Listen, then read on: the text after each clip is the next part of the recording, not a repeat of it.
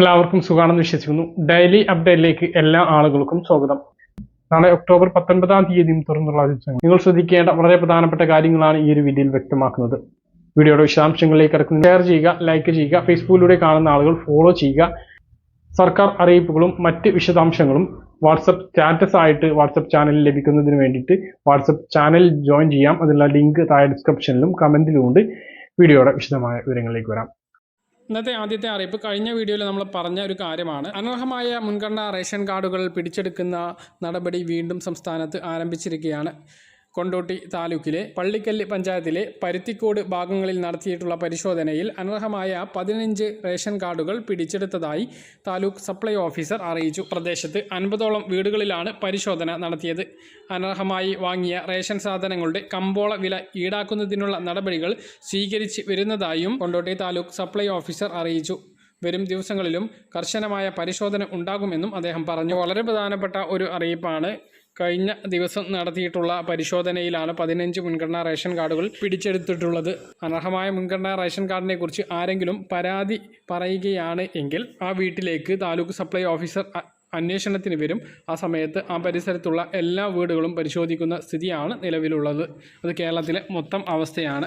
അപ്പോൾ മുൻഗണനാ റേഷൻ കാർഡുകൾ അനർഹമായി കൈവശം വെച്ചിരിക്കുന്ന ആളുകൾ ഈ കാര്യം അറിയുക. പിടിക്കപ്പെട്ടാൽ വിപണി വില അനുസരിച്ച് പിഴ അടയ്ക്കേണ്ടി വരും. മറ്റൊരു പ്രധാനപ്പെട്ട അറിയിപ്പ്, മസ്റ്ററിങ്ങിൽ വിരൽ പതിയാത്ത ആളുകൾക്ക് അവസാന അവസരമാണ് ഇപ്പോൾ വരുന്നത്. അടുത്ത ദിവസങ്ങളിൽ ഓരോ പഞ്ചായത്തുകൾ കേന്ദ്രീകരിച്ചും ഐറിസ് സ്കാനിലൂടെ മസ്റ്ററിംഗ് പൂർത്തീകരിക്കാനുള്ള ക്യാമ്പുകൾ നടക്കുന്നതാണ്. ഈ സമയത്ത് ഈ സ്ഥലങ്ങളിലെത്തി വിരലടയാളം പതിയാത്തവരും 10 വയസ്സിന് താഴെയുള്ള കുട്ടികളും കണ്ണിൻ്റെ കൃഷ്ണമണി സ്കാൻ ചെയ്തുകൊണ്ട് മസ്റ്ററിംഗ് നടപടി പൂർത്തീകരിക്കേണ്ടതാണ്. ഇല്ല എങ്കിൽ ആ വ്യക്തിക്ക് റേഷൻ ലഭിക്കുകയില്ല എന്നുള്ളത് പ്രധാനമായിട്ട് ഓർമ്മിപ്പിക്കുകയാണ്. പല സ്ഥലങ്ങളിലും ഇത്തരത്തിൽ ക്യാമ്പുണ്ട്.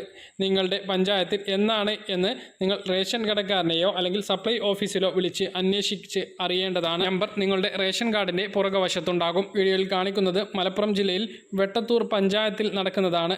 ഇത് 20-ാം തീയതി ഞായറാഴ്ചയാണ്. ഇവിടെ റൂറൽ കോ ഓപ്പറേറ്റീവ് സൊസൈറ്റി ഹാളിൽ വെച്ചാണ് നടക്കുന്നത്. ഇതുപോലെ എല്ലാ സ്ഥലങ്ങളിലും ഉണ്ടാകുന്നതാണ്.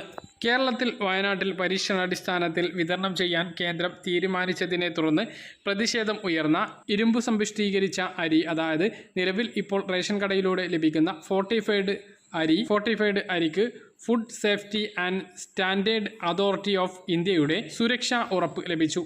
ഇതേ തുടർന്ന് ഫുഡ് റെഗുലേറ്ററി അതോറിറ്റി അരിയിൽ നിന്ന് ജാഗ്രത ലേബൽ ഒഴിവാക്കിയതായി കേന്ദ്രം അറിയിച്ചു. തലസീമിയ രോഗവും സിക്കിൾ സെൽ അനീമിയ രോഗം ഉള്ളവർക്കും ഈ അരിയുടെ സുരക്ഷിതത്വത്തെ പിന്തുണയ്ക്കുന്ന ശാസ്ത്ര തെളിവുകളുടെയും രാജ്യത്തിൻ്റെ ഉന്നത ഗവേഷണ ഏജൻസിയുടെയും മാർഗനിർദ്ദേശപ്രകാരമാണ് ഈ നീക്കമെന്ന് കേന്ദ്രം പറഞ്ഞു.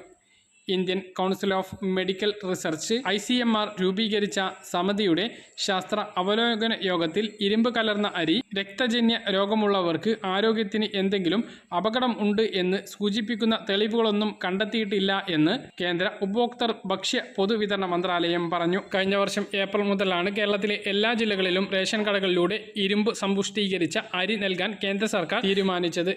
ഇതിനു മുമ്പ് വയനാട് ജില്ലയിൽ പരീക്ഷണാടിസ്ഥാനത്തിൽ ഈ അരി നൽകുകയായിരുന്നു. സ്കൂൾ ഉച്ചഭക്ഷണ പദ്ധതിയിലും ഈ അരി ഉൾപ്പെടുത്തി. ഇപ്പോൾ സംസ്ഥാനത്തെ എല്ലാ ജില്ലകളിലും ഈ അരി വിതരണം ചെയ്യുന്നുണ്ട്. 2021 സ്വാതന്ത്ര്യ ദിന പ്രസംഗത്തിൽ പ്രധാനമന്ത്രി നരേന്ദ്രമോദി പ്രഖ്യാപിച്ച പദ്ധതിയാണിത്. എന്നാൽ കേരളത്തിൽ വിതരണം ചെയ്യുന്ന ചെമ്പ അഥവാ മട്ട അരിയിൽ ധാരാളം പോഷകം ഉള്ളതിനാൽ കൂടുതൽ സമ്പുഷ്ടീകരണം ആവശ്യമില്ല എന്ന് സംസ്ഥാന സർക്കാരിൻ്റെ നിലപാടുണ്ട്. ഫോർട്ടിഫൈഡ് നൽകിയില്ല എങ്കിൽ സംസ്ഥാനങ്ങൾക്ക് കേന്ദ്രത്തിൻ്റെ സബ്സിഡി ഇനത്തിൽ അരി നൽകില്ല എന്ന വ്യവസ്ഥ ഉള്ളതിനാലാണ് സംസ്ഥാനത്ത് ഇത് വിതരണം ചെയ്യുന്നത്. ഫോർട്ടിഫൈഡ് അരിയുടെ സംഭരണം, വിതരണം അടക്കമുള്ള കാര്യങ്ങളിൽ സമയബന്ധിതമായ നടപടികൾ സ്വീകരിക്കണം എന്ന് കേന്ദ്ര ഭക്ഷ്യ പൊതുവിതരണ വകുപ്പ് എല്ലാ സംസ്ഥാനങ്ങളോടും നിർദ്ദേശിച്ചിരുന്നു. വളർച്ചക്കുറവ്, വിറ്റാമിൻ ബിയുടെ കുറവ് മൂലമുണ്ടാകുന്ന മറ്റ് ആരോഗ്യ പ്രശ്നങ്ങൾ എന്നിവയ്ക്കുള്ള പരിഹാരമാണ് അയൺ ഫോർട്ടിഫൈഡ് റൈസ് എന്നാണ് ഇതിൻ്റെ അനുകൂലമായി വാദിക്കുന്നവർ പറയുന്നത്. എന്നാൽ ഇരുമ്പിൻ്റെ അംശം അധികമാകുന്നത് ശരീരത്തിന് ദോഷകരമായി ബാധിക്കും എന്നും എതിരഭിപ്രായവും ഉണ്ട്. മറ്റൊരു അറിയിപ്പ്, 2024 RBI സമ്മർ ഇൻറ്റേൺഷിപ്പ് പ്രോഗ്രാമിലേക്ക് രജിസ്ട്രേഷൻ ആരംഭിച്ചു. താൽപ്പര്യമുള്ള യോഗ്യരായ ഉദ്യോഗാർത്ഥികൾക്ക് റിസർവ് ബാങ്കിൻ്റെ ഔദ്യോഗികമായ വെബ്സൈറ്റിലൂടെ അപേക്ഷ സമർപ്പിക്കാവുന്നതാണ്. ഡിസംബർ 15 അപേക്ഷിക്കാനുള്ള അവസാന തീയതി. 2025 ഏപ്രിലാണ് ഇൻറ്റേൺഷിപ്പ് പ്രോഗ്രാം ആരംഭിക്കുന്നത്. മാസം 20,000 രൂപ വരെ സ്റ്റേറ്റ്മെൻറ്റ് ലഭിക്കുന്നതായിരിക്കും. ഇന്ത്യയിലെ വിദ്യാഭ്യാസ സ്ഥാപനങ്ങൾ, കോളേജുകൾ എന്നിവയിൽ നിന്നും ഇനി പറയുന്ന പ്രോഗ്രാം ചെയ്യുന്ന വിദ്യാർത്ഥികൾക്ക് RBI സമ്മർ പ്രോഗ്രാമിലേക്ക് അപേക്ഷിക്കാൻ യോഗ്യതയുണ്ട്. ബിരുദാനന്തര ബിരുദ കോഴ്സുകൾ മാനേജ്മെൻറ്റ്, സ്റ്റാറ്റിസ്റ്റിക്സ്, നിയമം, കൊമേഴ്സ്, ഇക്കണോമിക്സ്, ഇക്കണോമെട്രിക്സ്, ബാങ്കിംഗ് എന്നിവയിൽ ഏതെങ്കിലും 5 വർഷത്തെ ഇൻ്റഗ്രേറ്റഡ് പ്രോഗ്രാം, നിയമത്തിൽ 3 വർഷത്തെ മുഴുവൻ സമയ പ്രൊഫഷണൽ ബാച്ചിലേഴ്സ് ബിരുദം ഇവയിൽ ഏതെങ്കിലുമാണ് യോഗ്യത. നിലവിൽ കോഴ്സുകളുടെ അവസാന വർഷം പഠിക്കുന്ന വിദ്യാർത്ഥികൾക്ക് മാത്രമേ അപേക്ഷിക്കാൻ അർഹതയുള്ളൂ. എല്ലാ വർഷവും പരമാവധി 125 വിദ്യാർത്ഥികളെയാണ് ബാങ്ക് തിരഞ്ഞെടുക്കുന്നത്. അപേക്ഷിക്കുന്നവരിൽ നിന്നും അടുത്ത വർഷം ജനുവരിയിലോ ഫെബ്രുവരിയിലോ ഷോർട്ട് ലിസ്റ്റ് ചെയ്ത ഉദ്യോഗാർത്ഥികളുടെ അഭിമുഖം നടത്തും. തിരഞ്ഞെടുക്കപ്പെടുന്ന വിദ്യാർത്ഥികളുടെ പേര് ഫെബ്രുവരിയിലോ മാർച്ചിലോ പ്രസിദ്ധീകരിക്കും. ഭൂപതിവിലുള്ള വാർഷിക വരുമാനം പരിധി വർദ്ധിപ്പിക്കാൻ തീരുമാനിച്ചതായും ഇത് സംബന്ധിച്ച് ലാൻഡ് റവന്യൂ കമ്മീഷണർക്ക് സമർപ്പിച്ച ശുപാർശ സർക്കാർ പരിശോധിച്ചു വരികയാണ് എന്നും റവന്യൂ മന്ത്രി കെ രാജൻ നിയമസഭയെ അറിയിച്ചു. ഇക്കാര്യത്തിൽ ഉടൻ തന്നെ ഉത്തരവ് പുറപ്പെടുവിക്കുമെന്നും മന്ത്രി പറഞ്ഞു. 1964 ഭൂമി പതിച്ചു നൽകൽ ചട്ടങ്ങളിലെ ചട്ടം 7(1) പ്രകാരം 1971 ഓഗസ്റ്റ് 1 മുമ്പ് സർക്കാർ ഭൂമിയുടെ കൈവശക്കാരനായ വ്യക്തിക്ക് വരുമാന പരിധി ബാധകമല്ലാതെ ഭൂമി പതിച്ചു നൽകാവുന്നതാണ്. 1964 ഭൂപതിവ് ചട്ടം 2017 ഭേദഗതി ചെയ്തിരുന്നു.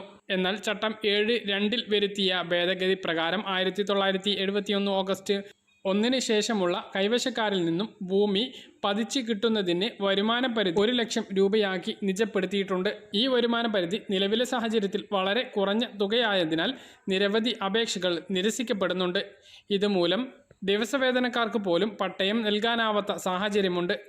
2017 നിശ്ചയിച്ച വരുമാന പരിധി കാലോചിതമായി വർദ്ധിപ്പിച്ചിട്ടില്ല എങ്കിൽ സാധാരണക്കാർക്ക് പോലും പട്ടയം നൽകാനാകില്ല എന്ന് സർക്കാരിൻ്റെ ശ്രദ്ധയിൽപ്പെട്ടിട്ടുണ്ട്. ഈ സാഹചര്യം റവന്യൂ മന്ത്രിയുടെ അധ്യക്ഷതയിൽ ചേർന്ന റവന്യൂ സെക്രട്ടേറിയറ്റ് യോഗത്തിൽ ലാൻഡ് റവന്യൂ കമ്മീഷനോട് സർക്കാരിൽ ശുപാർശ നൽകാൻ നിർദ്ദേശിച്ചിരുന്നു എന്നും മന്ത്രി അറിയിച്ചു. പാലക്കാട് രാഹുൽ മാങ്കൂട്ടത്തിന് എതിരായി മുൻ കോൺഗ്രസ് നേതാവ് സരിൻ തന്നെ മത്സരിക്കും. LDF സ്വതന്ത്ര സ്ഥാനാർത്ഥിയായി മത്സരിക്കാൻ CPM ജില്ലാ സെക്രട്ടേറിയറ്റ് അംഗീകാരം നൽകി. അതേസമയം പാർട്ടി ചിഹ്നം നൽകില്ല. BJP സ്ഥാനാർത്ഥിയെ തൊട്ടടുത്ത ദിവസം തന്നെ പ്രഖ്യാപിക്കുന്നതായിരിക്കും. വയനാട് ലോക്സഭാ മണ്ഡലത്തിലെ UDF സ്ഥാനാർത്ഥി പ്രിയങ്ക ഗാന്ധി ഈ മാസം 23 പത്രിക സമർപ്പിക്കും. 23 മുതൽ 10 ദിവസം മണ്ഡലത്തിൽ പര്യടനം നടത്തും.